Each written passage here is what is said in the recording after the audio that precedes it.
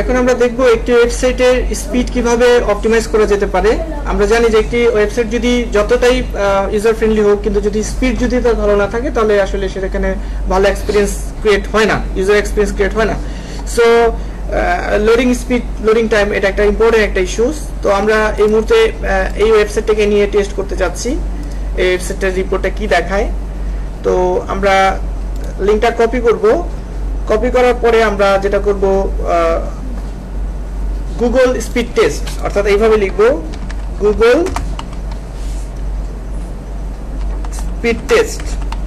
তো Google speed test লিখলে আপনাদেরকে page speed insights Google developers এর এখানে নিয়ে যাবে। তো নিয়ে যাওয়ার পরে যেটা করতে হবে, আপনাকে আপনার ওয়েবসাইটের লিংক দিতে হবে। লিংক দেওয়ার পর অ্যানালাইজে ক্লিক করলে দেখাবে যে আসলে রিপোর্টটা কি দাঁড়ায়। তো চলুন আমরা দেখি একটু রিপোর্টটা কি দাঁড়ায়। তো অ্যানালাইজে ক্লিক করতেছি। অ্যানালাইজে ক্লিক করে আমরা এখানে দেখব যে এটা রিপোর্টে কি আসছে, মোবাইলে এবং ডেস্কটপে দুটাতেই। তো আমরা দেখতে পাচ্ছি যে মোবাইলে 54 আর ডেস্কটপে দেখতে পাচ্ছি 63 এর মতো আছে। তো এটা আমাদের চেষ্টা থাকবে যে এটা যেন আমরা অ্যাটলিস্ট 80 প্লাস করতে পারি, অ্যাটলিস্ট 80 প্লাসেরও বেশি থাকা প্রয়োজন। তো অ্যাটলিস্ট 80 প্লাস যেন করতে পারি। যদি করতে পারি তাহলে আমরা ধরে নিব যে আমাদের কাজটা হয়েছে। তো আমরা যদি fiverr.com এ যাই, fiverr.com, চলেন fiverr.com এর থেকে একটু ঘুরে আসি। তো fiverr.com এ এই ধরনের কিছু কাজ আছে যেটা আমরা দেখতে পাই। তো দেখেন এখানে দেয়া আছে যে এরকম আছে, ওয়ার্ডপ্রেসের স্পিড বাড়িয়ে দিবে, $5 নিবে, 1000-এরও বেশি সেল হয়েছে আমরা দেখতে পাচ্ছি এখানে। তারপর এখানে 40টার মতো সেল হয়েছে যে ওয়ার্ডপ্রেসের স্পিড বাড়িয়ে দিবে। তো এই ধরনের কিছু কাজ আছে। তো আমরা যে এই কাজটাই আমরা করব, এই যে $10 যে উনি যে সার্ভিসটা দিচ্ছে, সার্ভিসটাই আমরা এখন দিব। তো এই সার্ভিসটাই আমরা দিব। এই ক্ষেত্রে যেটা করতে হবে, আমরা এই গুগল স্পিড টেস্ট দিয়ে আমরা এটা ট্রাই করব। তো তার আগে আমরা চেক করে নিচ্ছি যে আমরা অপটিমাইজ করার আগে এটার স্পিড কত। মোবাইলে 54 দেখতে পাচ্ছি এবং ডেস্কটপে 63 দেখতে পাচ্ছি। তো আমরা ফাইবারে এই কাজটাই করব এখন। এই কাজটা করার জন্য আমাদের যা যা করা লাগবে সেটা হচ্ছে যে এখানে আমি 3টা জিনিস বলছি। সেই 3টা জিনিস হচ্ছে সিএমএস প্ল্যাটফর্ম হোক আর নন সিএমএস প্ল্যাটফর্ম হোক, যে প্ল্যাটফর্মই হোক, আপনার এটা উভয় প্ল্যাটফর্মের জন্যই কমন। ওকে, তো কি কি কাজ করতে হবে? প্রথমেই চলে যাব আমরা আমাদের সি প্যানেলে, কন্ট্রোল প্যানেলে। কন্ট্রোল প্যানেলে যাওয়ার পরে আমাদেরকে যেটা করতে হবে যে এখান থেকে আমরা দেখেন অপটিমাইজ ওয়েবসাইট নামে একটা অপশন আছে, অপটিমাইজ ওয়েবসাইট। এখানে যাব। অপটিমাইজ ওয়েবসাইটে যাওয়ার পরে আমরা এখানে কম্প্রেস অল কন্টেন্ট নামে একটা কথা আছে। এই কম্প্রেস অল কন্টেন্টে আমরা এখানে আপডেট সেটিংস ক্লিক করব এবং এটা দেখেন সাকসেসফুলি কাজ হয়েছে। আচ্ছা, এরপর আমরা আবার হোমে চলে যাব। তার মানে আমার প্রথম কাজ ছিল সি প্যানেলে গিয়ে অপটিমাইজ করা। এরপর প্রথম কাজ ছিল। সেকেন্ড কাজ হচ্ছে যে হেড, আমরা যেটা করব .htaccess ফাইলে আমরা এক্সপায়ার্স হেডার্স নামে একটা ফাইল আছে, সেই ফাইলটা আমরা সেখানে পেস্ট করব। এক্সপায়ার্স হেডার্স কি জিনিস? এক্সপায়ার্স হেডার্স হচ্ছে যে ভিজিটর যদি এরকম হয় যে নির্দিষ্ট সময় পরেও যদি, নির্দিষ্ট কিছুদিন পরেও যদি ভিজিটর আসে, তাহলে তার ব্রাউজার থেকে ওয়েবসাইটটা দ্রুত লোড নিবে ক্যাশ মেমোরির কারণে। তো এই এক্সপায়ার্স হেডার্স এর কোডটা আমরা কপি করব। কপি করে আমরা .htaccess নামে যে ফাইল আছে সেই ফাইলে এই কোডটাকে আমরা সেখানে বসিয়ে দিব। তো আমি এই কোডটা কপি করছি। কোডটাকে কপি করার পরে আমরা এখানে ফাইল ম্যানেজারে যাব, যেমনটা আমাদেরকে এখানে বলা হচ্ছে যে সি প্যানেলের ফাইল ম্যানেজারে। সি প্যানেলের ফাইল ম্যানেজারে যাব, যাওয়ার পরে .htaccess এটা ওপেন করব। আপনাদের কারো কারো ক্ষেত্রে .htaccess নাও পেতে পারেন। কেন? কারণ সেটিংসে গিয়ে সেই ক্ষেত্রে কি করতে হবে, অবশ্যই শো হিডেন ফাইলস এটা অন করতে হবে, তা না হলে অনেকে হয়তো বা এই htaccess কে নাও খুঁজে পেতে পারেন। তো htaccess ওপেন করব, এখানে এডিটে ক্লিক করব। এডিটে ক্লিক করার পর এডিটে যাচ্ছি। এডিটে যাওয়ার পরে যেটা করা হবে যে এই অপশনটা আপনার সিএমএস নন সিএমএস উভয় ক্ষেত্রেই পাওয়া যায়। তো যাই হোক, যেহেতু এটা ওয়ার্ডপ্রেস সিএমএস, এই জন্য এন্ড ওয়ার্ডপ্রেস এর নিচে দুটো এন্টার বাটন চেপে আমি এই এক্সপায়ার হেডার্স এর কোডটা বসিয়ে দিলাম। আর যদি ওয়ার্ডপ্রেস না হতো তাহলে এখানে ইফ মডিউলের নিচে দুটো এন্টার বাটন প্রেস করে এই কোডটা বসিয়ে দিতাম। দিয়ে কি করব, এটাকে সেভ করে নিব। এরপরে থার্ড কাজ হচ্ছে যে জিজিপ কোড নামে একটা কোড আছে, কম্প্রেস করে এই কোডটাকে ওই একই জায়গায় বসাতে হবে। তো জিজিপ কোডটা ওপেন করি। জিজিপ কোডটা ওপেন করার পরে এই জিজিপ কোডটাকেও আমরা যেটা করব যে বিভিন্ন ধরনের জাভাস্ক্রিপ্ট, তারপর সিএসএস ফাইল, এচটিএমএল ফাইলকে সে অপটিমাইজ করে। তো এটাকেও আমাদের যেটা করতে হবে, এই ওয়েন ওয়ার্ডপ্রেসের নিচে 1 2 দুইবার এন্টার প্রেস করে এখানে আমরা কি করব, পেস্ট করে দিব। পেস্ট করে এটাকে সেভ করব। তাহলে আমরা কি কাজ করলাম, স্পিড লোডিং স্পিড অপটিমাইজ করার জন্য 3টা কাজ আমরা করলাম। তো এই 3টা কাজ হচ্ছে সিএমএস নন সিএমএস উভয় ক্ষেত্রেই কমন। তো দেখেন এই 3টা কাজ করে কতটুকু ডেভেলপ হয়েছে, কতটুকু। আমি কিন্তু কোথাও প্লাগইনস ব্যবহার করিনি এখন। তো আমরা আবার টেস্ট করব, অ্যানালাইজে যাব।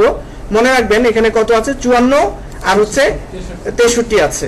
তো অ্যানালাইজে ক্লিক করব, দেখি যে কিছুটা ডেভেলপ হয়েছে কিনা। আচ্ছা, তো মোটামুটি অনেকটাই ডেভেলপ হয়েছে। যেটা 54 ছিল সেটা এখন 75-এ গিয়েছে, এবং ডেস্কটপে যেটা ছিল 63 সেটা 88-তে গিয়েছে। আচ্ছা, তো দেখতে পাচ্ছি মোবাইলে অনেকটাই ডেভেলপ হয়েছে, কিন্তু সরি ডেস্কটপে, কিন্তু মোবাইলে আরেকটু যদি ডেভেলপ করা যায় তাহলে অনেক ভালো হয়, তাই না?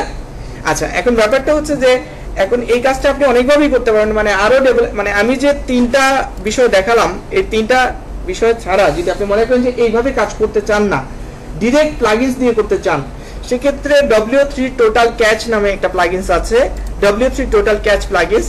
সেই W3 টোটাল ক্যাচ প্লাগইনসটা ইনস্টল করেও কিন্তু আপনি চাইলে কাজটা করতে পারবেন।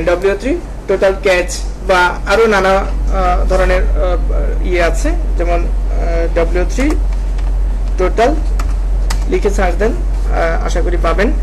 এই প্লাগইনসটা দিয়েও কাজ করা যাবে। তো আমি আপাতত এটা দিয়েও খুব সহজ, অল্প কিছু সেটিংস আনতে হয়।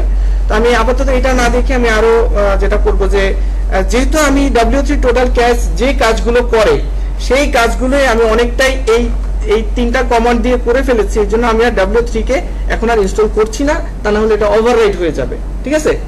কিন্তু আপনারা চাইলে এই 3টা কাজ না করে W3 টোটাল ক্যাচ প্লাগইনস এর মাধ্যমে করতে পারবেন। এবং W3 টোটাল ক্যাচের যে সেটিংস গুলো, সেই সেটিংস গুলো নিয়ে প্রয়োজন হলে আমি আপনাদেরকে একটা ফাইল দিয়ে দিব বা একটা টিউটোরিয়াল দিব, যেখানে হয়তো W3 টোটাল ক্যাচকে কিভাবে অপটিমাইজ করতে সেটা নিয়ে আলোচনা আসবে। এখন আসেন যে আমরা আরেকটু চেষ্টা করব যে আরো কি একটু ডেভেলপ করা যায় কিনা। ঠিক আছে? আচ্ছা, তো এখন দেখেন আমাদের এখানে বলতেছে কি যে eliminate render blocking JavaScript and CSS in above the fold কন্টেন্টে এখানে একটা বড় প্রবলেম আছে বলতেছে। ওকে, আর বলতেছে কনসিডার করতে সার্ভার রেসপন্স টাইম, এটা আমাদের হাতে নাই, কারণ সার্ভারের রেসপন্স টাইম সার্ভারের উপর ডিপেন্ড করবে, আর এই ব্যাপারগুলো বলা হচ্ছে। আচ্ছা, তো আমরা এটা একটা স্ক্রিনশটও নিয়ে রাখি স্নিপিং টুল দিয়ে।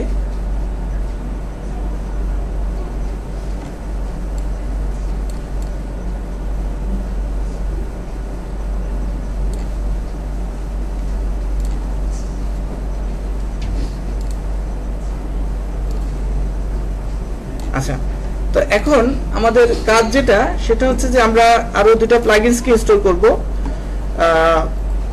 সেটা হচ্ছে অপটিমাইজ সিএসএস ডেলিভারি। ঠিক আছে?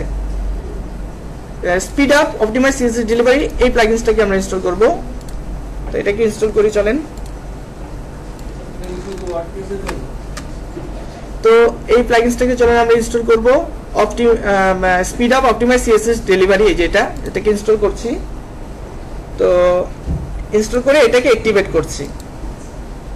ওকে, অ্যাক্টিভেট করছি, সেই সাথে আরেকটা প্লাগইনসকে ইনস্টল করব। এটাকেও কপি করছি, কপি করার পরে অ্যাড নিউ যাব প্লাগইনসে, যাওয়ার পরে এই প্লাগইনসটাকেও আমরা ইনস্টল করব। আচ্ছা, তো এই যে এটাকেও ইনস্টল করছি। তো এটাকে ইনস্টল করার পর এটাকেও অ্যাক্টিভেট করে নিব। তো চলেন দেখি যে কিছুটা ডেভেলপ হয়েছে কিনা। 75 আর 88 অনেক সময় আসলে কমেও যায় কিছু কিছু প্লাগইনসের কারণে। তো আমরা দেখবো যে যদি ডেভেলপ হয় তাহলে তো ভালো, আর না হলে এই প্লাগইনসগুলোকে আমরা বাদ দিয়ে দিব। তো 75 আর 88 দেখতে পাচ্ছি। তো আবার অ্যানালাইজে ক্লিক করব।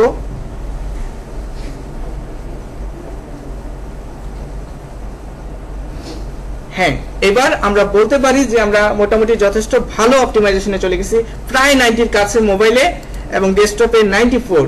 সো তাহলে কি বলা যায় যে ইনি যে $10 যে সার্ভিসটা দিল, এটা আমরা উইদিন 10 মিনিটসের মধ্যে কমপ্লিট করতে পেরেছি, তাই না? এতে বায়ারের একটা 5 স্টার ফিডব্যাক কি আশা করা যায় না? তো আমি যেভাবে দেখালাম এভাবে চাইলে আপনারা একটা ওয়েবসাইটকে এই লেভেল পর্যন্ত বা তার চেয়েও বেটার লেভেলে নিতে পারবেন। ঠিক আছে? আমাদের স্পিড মোবাইলে 55 ছিল, যেটা এখন 87, আর ডেস্কটপে 63 ছিল 94। তবে এখানে আরেকটা কথা আছে যে আমি যেটা বললাম যে W3 টোটাল ক্যাশ দিয়েও কিন্তু করা যাবে, বাট হয়তো W3 টোটাল ক্যাশ দিয়ে এতটা পর্যায়ে আনা যাবে না। ঠিক আছে, তো অনেক ওয়ে আছে, তার মধ্যে সবচেয়ে শর্টেস্ট ওয়েটা আমি আপনাদেরকে এভাবে দেখালাম, অল্টারনেটিভ ওয়েস। ঠিক আছে, আমি তাহলে এখানে এটা শেষ করতে চাচ্ছি।